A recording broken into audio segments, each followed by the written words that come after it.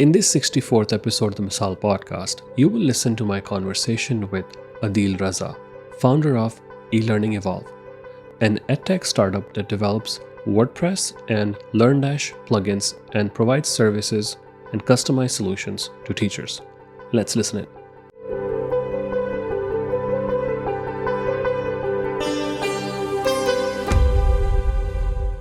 Welcome to the Misal podcast. Adeel, how are you? I'm good. So let's get started with a quick introduction. Please tell me a little bit about yourself and what is the problem that you're trying to solve with eLearning Evolve. I started my journey back in 2019. Initially, I was consulting for LMS projects because my experience so far as a developer has been mostly related to learning management systems. I started consulting at the first place. After that, I tried to look out for hidden queues or places where I can produce something and that could be used by a lot of people rather than just giving services. So I was constantly searching for ideas related to my plugin. I got one idea related to Zoom. This is before COVID. Zoom was not a very known name at that time. Kind of figured out that people were looking for something related to video conferencing on their WordPress sites. They wanted to integrate it like within their site. They can have all those video conferencing features, the apps and stuff. It becomes complicated, especially for people who are not very technically good in this. So they were looking for something like this, and I thought it's a good idea. It was interesting to me because it's a new niche, and I thought, why not? I created a plugin. There was actually an existing plugin, but it was not functioning quite well. I tried to, experiment some stuff and update it and, make it much better. It started as an experiment and it went really well. I received, feedback from the customers. They loved it. And that's where, I got the point that this could be something which I can, develop in a very extensive way. So I focused all my attention towards this Zoom integration. And from then on, I think that's my main offering to the customers. And that has, enabled me to grow my company. How many people are we talking about in your team? Did you develop it yourself? Then you hired other developers, or there was a team that developed it? Initially, it was just me because I have all that development experience, so I didn't need someone at that point. After that, I used the help of some people for designing and marketing and stuff like that. Heavy lifting was, I think, done by me. When you become part of the industry, which is in your case, it's edtech, mostly with learning and people who are trying to teach, what exactly is the plugin doing for them as to what problem did it solve for them that makes your plugin like the go-to plugin? Problem was that a lot of instructors and teachers they were conducting online video conferencing separately on Zoom and other kind of softwares, but it was kind of very difficult for them to manage it within their LMS. It was like students got a bit confused, go to a different software and download it and then conduct the class there. So they wanted something where they could have this feature within their LMS, and this was the big plus point that I think most of the people were looking for, because it grants them a lot of flexibility. It enables them to adapt the whole structure according to their elements. They could, put restrictions to the page and, allow only the logged in users to attend that class and so on. There's so many plugins out there, so many free plugins out there. There's so many different tools out there too. What makes a plugin successful in your opinion? Because not only someone has to download it, but also have to pay you. What are you doing to make sure that the customer or the educator or the instructor keeps coming back to your plugin and doesn't switch to something else? When I got the user feedback, I think that was the critical part of the whole journey, because once you start getting feedback from your customers, I think that's the most important thing. And if you listen to that feedback very carefully and you adapt your product according to that, I think it makes a whole lot of difference, because if people see that their requests and what they want is kind of developing, so they take a lot of interest in that and they hang on to it. So I continuously kept updating it as per the feedback. The response I got was really good. People start to love it more, because there were so many new features that were constantly being added to the plugin that made it a very feature rich plugin. At that point, there were literally like very few competitors, I would say, or even no competitor, because people were not concentrating on this area. The whole concentration on this particular niche started to develop after the COVID. So I had a lot of leverage at that point. I maximized that leverage to the fullest, and I tried to make it so feature-rich that no one could compete with that. And I think that it's a crucial point where you have we develop a win strategy, I would say. Let's just say WordPress comes out with a native plugin for what you provide. In that situation, like, how do you see yourself, like, pivoting, or What would you do at that point? I think it's very rare that WordPress would do something like that, because this is kind of a feature that is concentrated on a very specific niche. So it's not something that all WordPress user would like to have it. And WordPress already have a directory of plugins where there are like thousands of plugins listed. So this thing comes when it's something so closely bonded to WordPress that it becomes kind of a part of WordPress. But I don't think that this plugin would, or WordPress would in any way, go towards this area and, develop a native video conferencing tool. It's possible, but I think the chances are very low. Most of the plugins that I have used have been free plugins. So, but I'm pretty sure there are a lot of plugins out there that I have, well, of course, seen a lot of cache plugins, a lot of plugins that allow you to do SEO. They require like some sort of a subscription. But what's the market like for something that you're selling? I think the market is pretty good, because there's like two parts to it. The first is the free plugins, which are hosted on the WordPress directory. So there are almost around 50,000 plugins already on the WordPress directory, and all of them have to be free if you're hosting it on the WordPress directory. But there is a parallel sector to that, which is like paid plugins, which people host from their own websites and they sell it from their sites. So this is also a very big niche, a very big market. The thing is, when you create a free plugin, it's like a basic feature set which you offer to the users, and then you can provide some very specific features, turn it into a paid plugin, and then you can you can encourage users to upgrade to the pro version. So most of the people who kind of create a free plugin, they opt for this route, and I think this is a very suitable route for earning cash and providing users with some sort of features as well. What was the transition like, going from like, you were working for someone else before you started this, and now you're working for yourself? Like, what was that transition like, and like, what were some of the challenges that you faced? I think I had a pretty good starting point, in a way that I used to contribute in an LMS group on Facebook. It was a very popular group back then, and when I worked as a developer and as a consultant, so I used to help a lot of people out there. That group was a strong point for me. And when I created this plugin, I shared in that group, and that's where I got the most encouraging response and a massive response from the users. So I had a very huge chunk of people who were ready to try it out, give it a try, and they were very eager to share their feedback as well. I think that gave me a lot of encouragement to do my own stuff, and rather than working for someone else, I thought it could be a very good idea to build your own thing, and I think it becomes an asset for you. If you don't mind sharing, can you please tell me a little bit about the numbers, like how many downloads, how many paying customers do you currently have? Initially, I released it as a free plugin, and as a free plugin, there were somewhere around 5,000 downloads for the plugin. It was in the initial 6 months of the launch, and it was a huge number for me. After some time, I realized that keeping it as a free plugin was not benefiting me and the users at the same time, and I thought that a free model wouldn't be sustainable in the future. So I converted it into a paid plugin after that. Since then, I have been able to concentrate on it much more than when it was a free plugin.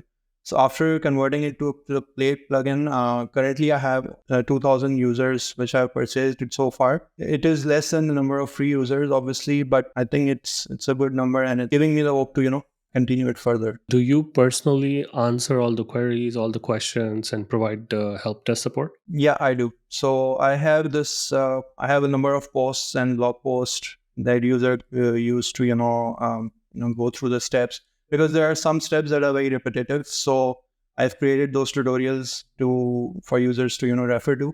So most of them follow that, and their issues are resolved. But there are some specific cases where they reach out to me. Yeah, so I'm happy to help them and assist them in setting up, configuring the plugin, or having some additional features. It's like all part of the purchase that they make. Can you tell me a little bit about that part of your business where you do provide consulting to other educators, instructors, and stuff? I initially worked on LearnDash LMS.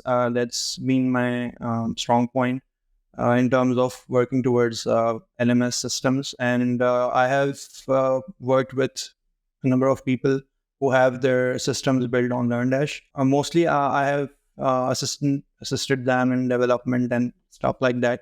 And I think that's something which gives you a lot of insight into what's going on in the market and what's the need of the time. I have got a pretty good idea about how things are working. by helping my clients go through that development phase.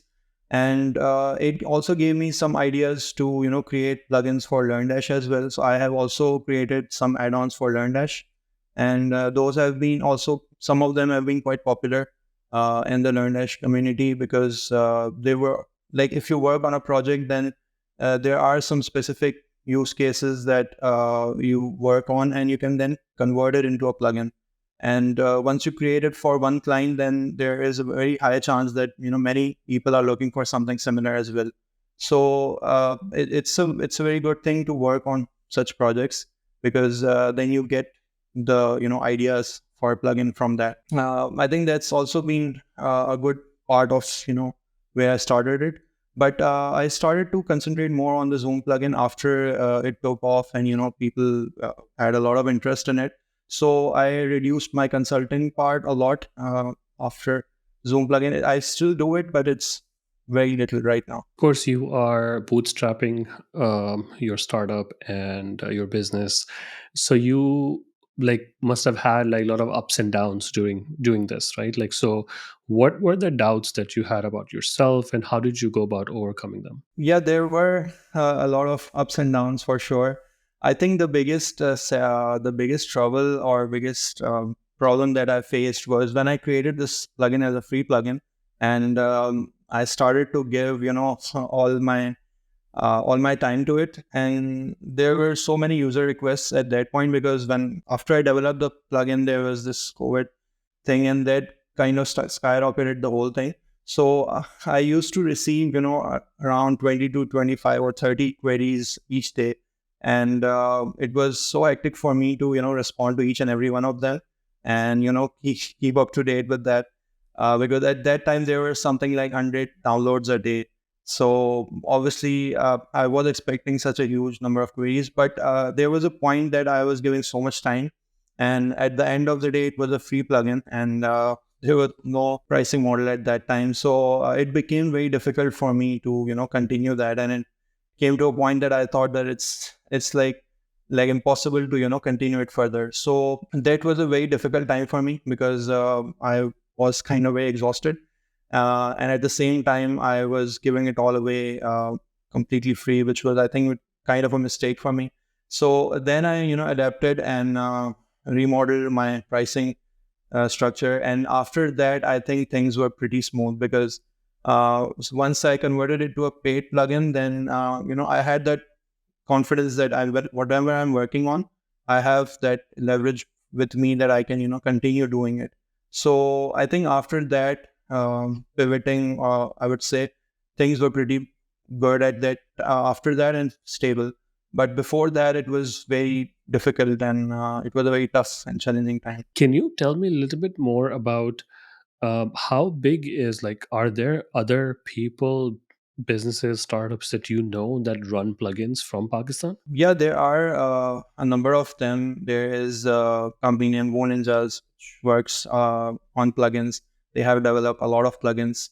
They have also worked on LearnDash. So there is WB Experts. They have also created plugins for. They have created plugin for MyCred, and they have created plugins for LearnDash as well. And there are also some of my fellow coworkers that started their companies, and they have created plugins as well. So as far as I know, people are coming towards this area. This was something new some time ago, like 4 to 5 years ago. There was no much interest in this area, but since this area is starting to develop and expand, and people are seeing the benefits of it, then I think people are trying to adapt to it and offer some kind of plugin which they could offer to the WordPress community along with their services. So I think the trend towards this niche is starting to develop, and it's kind of expanding. What advice would you give to someone who wants to tinker with creating a plugin like? Yeah, I think there are multiple parts to it. I think the first part is being in touch with the community. I think that is something which has been quite rewarding, because if you are in touch with the users, if you know what they're going through and what problems are they facing, I think then you can come up with a very good solution for them. But if you are like kind of out of touch with the community and you just create a plugin out of blue, then it's very rare aware that people would, take interest in that. Doing some initial research is very important. I've also learned that lesson by creating some plugins that I didn't, did a lot of a good homework before developing that, and I thought it would be a good feature. I experienced that it's not like that, and it doesn't work like that. So I think the initial part is doing the research well, and in that sense, you can there are a lot of communities which are very specific to each plugin. That, for example, WooCommerce has their own specific community, LearnDash has their own specific community. So each plugin has kind of its own specific community presence, where you can see all the queries and all the stuff from the specific niche of customers. So wherever it is, be it on Facebook or LinkedIn, I think being in touch with that community is the first part. And then you have to create something which, like a problem which is faced by a number of people in that community. And you can start with offering services, because that is a good point. It's a good hint to start with, because you get real experience of people facing a particular issue. So if you start with services, then you have like a very solid information about what kind of problem they're facing. So you're not guessing stuff. You are actually helping one client, but in doing so, you can understand the problem that they're facing, and it's very likely and very probable that many others are facing the same problem. So starting with services is a good point. Being in touch with the community is very important. And after that, I think it's a bit of trial and error, because there's no guarantee that whatever you create would be accepted by people, and it would be something popular, because it takes a lot of trial and error to finally get to that one thing which people take interest in. I think you can start with free plugins, and the WordPress repository is a very good option to start with, because in that directory you get a lot of user feedback. You get the stats that whether people are interested in your free plugin or not. So you don't have to put a lot of effort into marketing at the first place, which is a very good thing. And you can quickly create a very simple and basic free plugin and get an idea and sense that whether people are taking interest in that or not. And if they're doing so, then you can work further on that and create pro plugins for that and paid extensions. I think this approach works quite well, and mostly all of the developers follow a very similar trend or similar path, and there is a lot of success in this model as well. So, and many popular plugin authors have used this approach, like Easy Digital Downloads created a free plugin initially, and now they have a huge number of extensions which are paid. It's a very good example. It's a very popular plugin, and many popular plugins have done it in the same way. I think it's tried and tested, this approach, and I would say that after being in touch with the community and offering some sort of services, having some background about the requirements, the second thing would be you should offer a free plugin. You shouldn't be hesitant to create a plugin, publish it, and see how it goes, and take it further from there. So one point that I would add, that a free plugin, we think that most people think that a free plugin would not, give you a lot of benefit, or it won't be that much rewarding as compared to a paid plugin. But I think if you offer something in free, the feedback that you get from the customer is very, very valuable. So, and this is something which you won't really get if the plugin is paid initially. So, because people would be reluctant to try it out. So if it's a free plugin, many users feel free to, try it out, share their feedback with you. And I think that feedback is very crucial for you, and it enables you to make it, so much better by their feedback. So I think that's kind of an approach that I would recommend anyone to follow. Can you tell me what your future plans are? Like, where do you see yourself in like next 5 years? Do you have any new plugins that you might release or launch anytime soon, or are you just going to double down on what you have out there and just try to build it? So I faced some issues with the Zoom integration, and that was the limitations from the Zoom itself. So I was constantly thinking of new ideas, new video conferencing tools, which would be much better than Zoom, or maybe fill those gaps that are still there in Zoom. So I have been doing some research. I created a plugin after Zoom, which was using a different video conferencing tool, but it was not that popular, the tool itself. So I had the problem in getting customers for that. But that was something of an attempt to transition from Zoom to something else as well. So I have been looking into this niche, and I am kind of working towards it, and I might create something which would be in parallel to Zoom, or an alternative to Zoom, or even a much better plugin than Zoom itself. So yeah, it's kind of in process at the moment, but I'm hopeful that I'll be able to pull it off. Good. Well, thank you for joining me today and talking about the plugins and enlightening me about this industry, because I actually had no idea if there were other people doing this. I have seen, of course, plugins, paid plugins and stuff, but I had never spoken to someone who's actually building it behind the scenes. So thanks again for sharing those insights. Thank you so much for having me. Thanks for listening to the Misal podcast. I hope you enjoyed the podcast and will thank me by writing a review or sharing it on social media. Make sure you follow and subscribe so you don't miss the next episode. Thanks again. See you soon.